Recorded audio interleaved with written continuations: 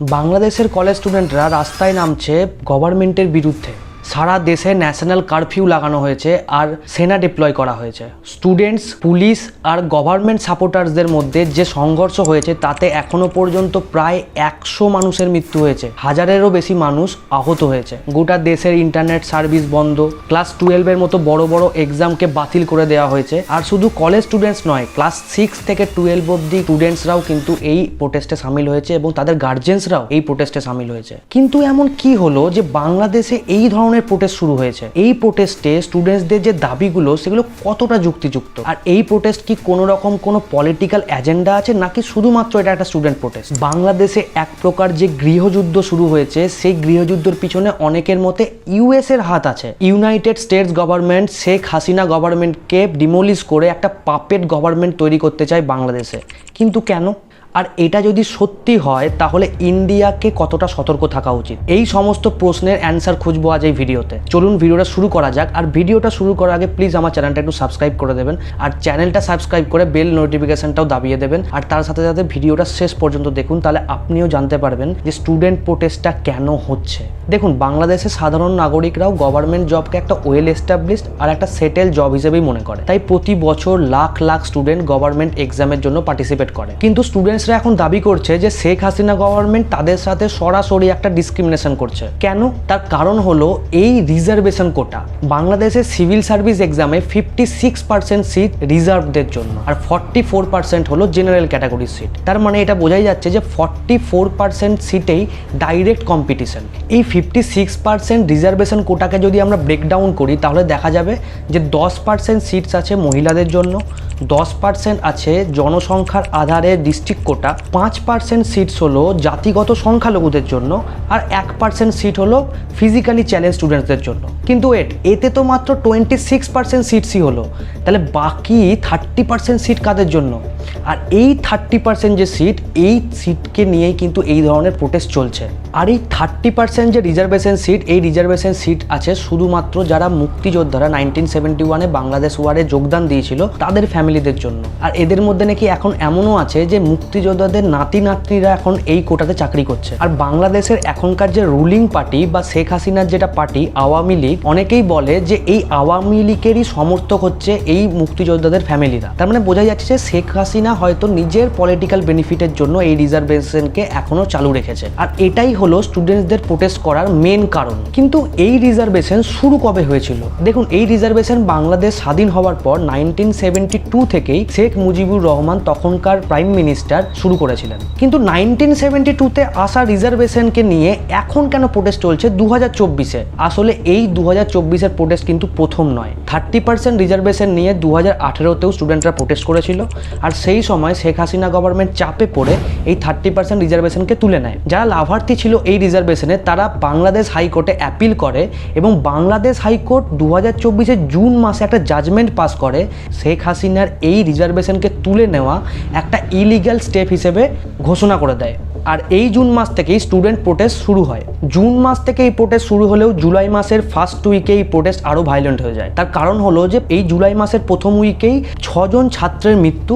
তারপর Sheikh Hasina press conference করে বলে যে এই স্টুডেন্টসরা যারা প্রোটেস্ট করছে তারা হলো রাজাকার। এই রাজাকারের একটা নির্দিষ্ট মানে আছে। 1971-এ যখন ইস্ট পাকিস্তানের মানুষদের ওপর ওয়েস্ট পাকিস্তানের গভর্নমেন্ট প্রচুর পরিমাণে অত্যাচার করে পাকিস্তান আর্মির দ্বারা, সেই আর্মির সাথে সাথে অত্যাচারীদের মধ্যে আর একটা গ্রুপ অফ পিপলস ছিল যারা ওয়েস্ট পাকিস্তানের কথাতেই অত্যাচার করত, তাদেরকে রাজাকার বলা হতো। এবং তখন থেকেই রাজাকার শব্দটিকে বাংলাদেশে অ্যান্টি ন্যাশনালিজম হিসেবে গ্রহণ করা হয়। তাই স্টুডেন্টসদের নিজের দাবিতে আন্দোলনকে স্টুডেন্টসদের প্রাইম মিনিস্টার যদি অ্যান্টি ন্যাশনালিজম বলে দেয় তাহলে সেটা তো অবশ্যই আগুনে ঘি ঢালারই একটা কাজ। তাই স্টুডেন্টসরা এই ধরনের স্টেটমেন্টকে ব্যঙ্গ করে একটা স্লোগান তোলে যে চাইতে গেলাম অধিকার, বনে গেলাম রাজাকার। আর এই স্লোগান তৎক্ষণাৎ গোটা দেশ জুড়ে আগুনের মতো ছড়িয়ে পড়ে। এবার ঘটনা হলো যে এই প্রোটেস্ট কি শুধুমাত্র স্টুডেন্টদের প্রোটেস্ট নাকি এর পেছনে পলিটিক্যাল ডিজায়ার বা পলিটিক্যাল ইন্টেনশন লুকিয়ে আছে? দেখুন, এই প্রশ্নের যদি উত্তর খুঁজতে হয় তাহলে আমাদেরকে এই বছরই 2024-এর জানুয়ারি মাসে বাংলাদেশের পার্লামেন্টারি ইলেকশনটাকে দেখতে হবে।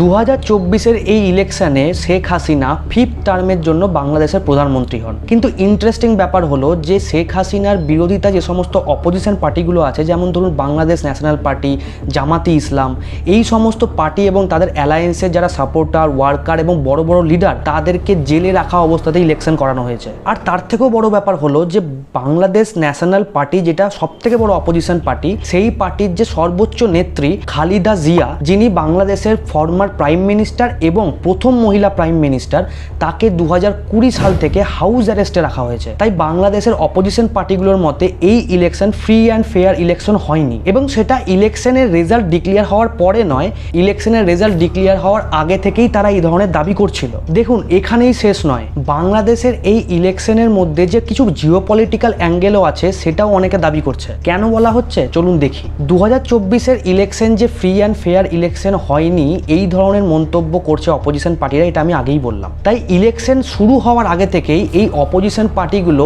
ইউএস গভর্নমেন্টকে অ্যাপিল করেছিল বা রিকোয়েস্ট করেছিল যে ইউএস গভর্নমেন্ট যেন বাংলাদেশের এই ইলেকশনের মধ্যে ইন্টারফেয়ার করে এবং একটা কেয়ারটেকার গভর্নমেন্ট ফর্ম করে যাতে বাংলাদেশে ফ্রি অ্যান্ড ফেয়ার ইলেকশন হয়। কিন্তু এর মাঝখানে ইন্ডিয়া আসে এবং ইন্ডিয়া নিজের ইনফ্লুয়েন্সকে কাজে লাগিয়ে ইউএসকে এই ধরনের কাজ করতে বারণ করে। আর তার সাথে সাথে রাশিয়াও বাংলাদেশকে সাপোর্ট করে এবং শেখ হাসিনা গভর্নমেন্টকে সাপোর্ট করে বলে যে রাশিয়া মনে করে যে বাংলাদেশ নিজেই সক্ষম নিজেদের ইলেকশন ফ্রি অ্যান্ড ফেয়ার করার জন্য। কিন্তু প্রশ্ন হলো যে ইন্ডিয়া কেন শেখ হাসিনা গভর্নমেন্টকে সাপোর্ট করছে? তার কারণ হলো বাংলাদেশ স্বাধীন হওয়ার পর থেকেই বাংলাদেশের প্রথম প্রাইম মিনিস্টার শেখ মুজিবুর রহমান এবং তার মেয়ে শেখ হাসিনা, যিনি এখন বর্তমান প্রাইম মিনিস্টার বাংলাদেশের, তাদের সাথে গভর্নমেন্ট অফ ইন্ডিয়ার একটা ভালো সম্পর্ক আছে। এবং যদি আওয়ামী লীগ বা শেখ হাসিনা যতদিন পাওয়ারে থাকবে ততদিন কিন্তু ইন্ডিয়ারই লাভ হবে। কিন্তু অন্যদিকে যদি দেখি তাহলে বিএনপি বা জামাতি ইসলামের মতো পার্টিগুলো যে অ্যান্টি ইন্ডিয়ান সেটা আমরা সবাই জানি। তাই তারা যদি বাংলাদেশের ক্ষমতায় আসে তাহলে বাংলাদেশে যে একটা এক্সট্রিমিস্ট অ্যান্টি ইন্ডিয়ান ফোর্স তৈরি হবে বা পলিটিক্যাল স্ট্রাকচার তৈরি হবে, সেটা খুব সাধারণ ব্যাপার। আর তার সাথে আরও একটা কারণ হলো বাংলাদেশের দক্ষিণ প্রান্তে অবস্থিত একটা ছোট্ট দ্বীপ সেন্ট মার্টিন আইল্যান্ড। হ্যাঁ, আসলে বাংলাদেশের এই ছোট্ট সেন্ট মার্টিন আইল্যান্ডে ইউএস নিজের নেভাল বেস বা এয়ারফোর্স বেস বানাতে চায়। তার উদ্দেশ্য হলো চায়নাকে ডাইরেক্টলি কাউন্টার করা, সাউথ এশিয়াতে নিজেদের ইনফ্লুয়েন্স বাড়ানো, আর চায়নাকে কাউন্টার করতে গিয়ে ইন্ডিয়ার ওপর ইউএসের যে নির্ভরশীলতা সেটাকে কম করা। আর যদি সত্যি ইউএসএ এই আইল্যান্ডে নিজেদের বেস তৈরি করতে পারে তাহলে চায়নার সাথে সাথে ইন্ডিয়ারও কিন্তু ইন্টারনাল সিকিউরিটির ওপর একটা থ্রেট। কারণ আজকে ইন্ডিয়ার সাথে ইউএস একটা স্ট্র্যাটেজিক অ্যালায় তো আছে, কিন্তু ইউএসএ যে কবে বেঁকে বসবে তার কোনো গ্যারান্টি নেই। তাই চায়না, রাশিয়া আর ইন্ডিয়া একসাথে এই ক্ষেত্রে কখনোই চাইবে না ইউনাইটেড স্টেটসের ইনফ্লুয়েন্স সাউথ এশিয়াতে হোক। আর তার সাথে সাথে এই সমস্ত ট্রেড রুট, যেমন বে অফ বেঙ্গলের ট্রেড রুট, ইন্ডিয়ান ওশানের ট্রেড রুট, এই ট্রেড রুটে ডাইরেক্টলি ইউএসের কন্ট্রোল বা ইনফ্লুয়েন্স হোক। আর শেখ হাসিনা গভর্নমেন্ট যতদিন বাংলাদেশে আছে ততদিন এই ধরনের হওয়ারও চান্স খুবই কম। সেটা এই তিনটে দেশ খুব ভালোভাবে জানে আর ইউএসএও খুব ভালো করে জানে। কিন্তু অপরদিকে যদি বিএনপি ক্ষমতায় আসে বা বিএনপির যে অ্যালায়েন্স, জামাতি ইসলামের যে অ্যালায়েন্স, এরা যদি ক্ষমতায় আসে তাহলে ইউএসএর এই ইন্টেনশন সফল হলেও হতে পারে। তাই বিএনপি ক্ষমতায় আসুক বা ইউএসএ আইল্যান্ডের মধ্যে নিজেদের বেস তৈরি করুক, এই ধরনের জিনিস কখনোই ইন্ডিয়া চাইবে না। এর কারণেই মনে করা হচ্ছে যে নিজেদের ইন্টেনশনকে সফল করার জন্য ইউএসএ এই স্টুডেন্টস আন্দোলনের মাধ্যমে বা অপোজিশন পার্টিকে ইনফ্লুয়েন্স করে এই ধরনের ঘটনা ঘটাচ্ছে। আর ইউএসএর ক্ষেত্রে যে এই ধরনের ঘটনা প্রথম তা নয়, ইউএসএ আগেও এই ধরনের ঘটনা অনেক করেছে, সেটা আমরা হিস্ট্রি দেখলেই জানতে পারবো।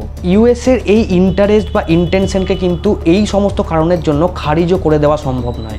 2024-এ বাংলাদেশের পার্লামেন্টারি ইলেকশন হওয়ার আগেই 2023-এর নভেম্বর মাসে রাশিয়ান এক্সটার্নাল মিনিস্ট্রি থেকে ক্লেম করা হয় যে ইউনাইটেড স্টেটসের কিছু ডেলিগেটস বা কিছু এজেন্টস বাংলাদেশের অপোজিশন পার্টির লিডারদের সঙ্গে বৈঠক করছে এবং সেই বৈঠকে এরা বাংলাদেশের মধ্যে একটি অ্যান্টি গভর্নমেন্ট মুভমেন্ট তৈরি করার প্রস্তাব রেখেছে। দেখুন, এই স্টুডেন্ট প্রোটেস্ট যে পরিমাণে ভায়োলেন্ট হয়েছে তাতে এখন দেখারই বিষয় যে বাংলাদেশ কবে শান্ত হচ্ছে। কিন্তু দুঃখের বিষয় কি জানেন, যে এই যে মৃত্যুগুলো ঘটছে সেগুলো স্টুডেন্টসদের, পলিটিক্স হোক, জিওপলিটিক্স হোক বা বাংলাদেশের ইন্টারনাল সিস্টেমের জন্যই হোক, বাংলাদেশে আবার একবার মানবতা লুণ্ঠিত হচ্ছে। আমি জানি যে এই স্টুডেন্টসদের মধ্যে অনেকেই হলো অ্যান্টি ইন্ডিয়ান। এরা ইন্ডিয়া যদি ক্রিকেট ম্যাচ হারে তাহলে উৎসাহিত হয় আর ইন্ডিয়ার কোনো ভালো জিনিসে এরা দুঃখিত হয়। কিন্তু আমি একজন ভারতীয় আর আমার কাছে একটা স্টুডেন্টের প্রাণ বা যে কোনো প্রাণ খুবই মূল্যবান। আর যতই হোক আমরা ভারতীয়রা বসুদেব কুটুম্বকমে বিশ্বাস করি, তাই এটাই চাইবো যে বাংলাদেশ যেন তাড়াতাড়ি শান্ত হয়ে যায় আর একটাও যেন স্টুডেন্টসের প্রাণ না যায়। বাকি আপনাদের কি মনে হয় অবশ্যই কমেন্টে জানাবেন। ভিডিওটা ভালো লাগলে একটা লাইক করবেন আর আমার চ্যানেল স্পিকি পাইকে প্লিজ সাবস্ক্রাইব করে দেবেন। এই চ্যানেলে আমি নানান ধরনের কন্টেন্ট আনছি, আপনাদের কি ধরনের কন্টেন্ট দেখতে ইচ্ছা করে সেটাও কমেন্টে জানাতে পারেন। আর আপনারা প্লিজ এই কন্টেন্টগুলো দেখে আসুন এবং আপনাদের ওপিনিয়ন প্রত্যেকটা কমেন্ট বক্সে আপনারা জানাতে পারেন। আর দেখা হচ্ছে পরের ভিডিওতে।